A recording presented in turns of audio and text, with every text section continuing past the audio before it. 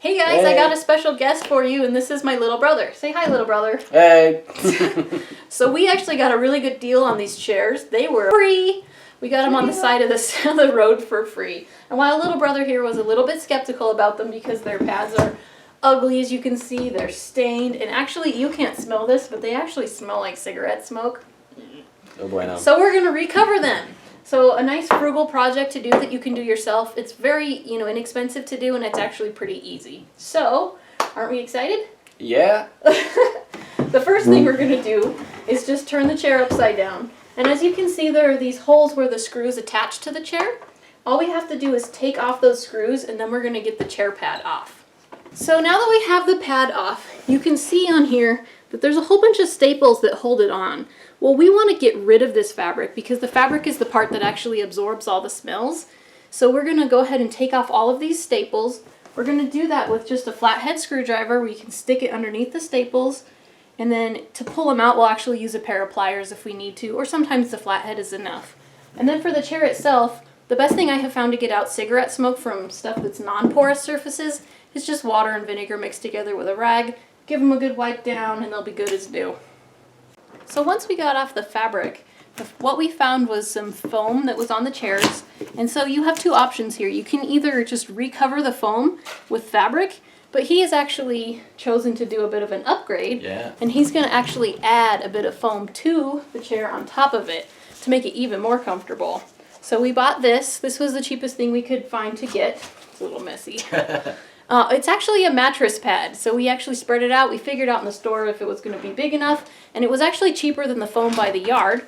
So we spread it out, we drew out the pattern, we just stuck this on top of the foam, cut out the pattern, and now we're going to add it on top, and then of course we're going to add our fabric here in a second. But yeah, what did you say? It was so comfortable you didn't want to leave. Yeah, you don't want to leave. Yeah, it was way more comfortable. So you can either get it, inexpensive and just do the fabric, or you could even do an upgrade. You can switch out the foam if it's not in good shape, or of course you can, add more on top of it. Okay, so the fabric we chose looks different on either side. This is kind of a light background with a darker accent, or the darker background with the lighter accent. And since it'll work on either way, he has chosen to go ahead and use it with the darker background with the lighter accent. So we have laid that fabric down to where the side that we want to show is down, with the back on top of it, and now I have put the foam on top of that and then the chair upside down. So basically everything that we want to be is upside down. So the next thing we're going to do is just stretch the fabric onto the chair itself, and now we're just going to use a regular ordinary staple gun to staple it in place. So the corners can be one of the trickiest parts, and it's important to pick one of the two. Either you do the two sides and then the front and back, or you can do the front and back and then do the sides. But it matters because it's the direction that the pleats are going to go in on the sides. So you can either do like a small pleat, staple it, small pleat, staple it, small pleat, staple it, small pleat, staple it, and then you'll basically end up, a little less rough than this, but basically a mostly round corner with just some pleats, on the edge. Or you can do it to where you just do another couple big pleats, like one here, and then a big one there. That way you only have like the two puckers. But the way we've actually chosen to do it is where we match up the corner with the edge of the wood.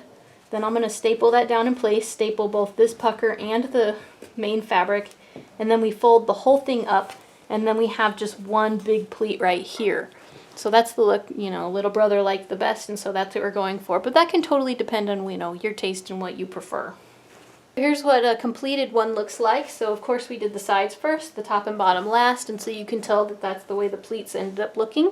And so on the fronts, you can see the pleats will show on both sides, and then on the sides it'll have, the straight look with the pleats obviously to the sides. So let's go ahead and put this on the chair and we'll see how it looks. So here's the finished product with the chair. So go ahead and try it out. All right, let's test it out now. What do you think? Whoa, that is awesome. So comfortable. That's comfortable. It looks good with the table too. Nice. Yeah, no, that's perfect. Right on. So what do you think of it? Satisfaction. It's cool because you can customize it. Yeah. And it's comfortable too, so it's a 2 for 1. Yeah, there you go. So, yeah. Cool. So you're happy with the project? Yeah. Worth the money? Yep. All right.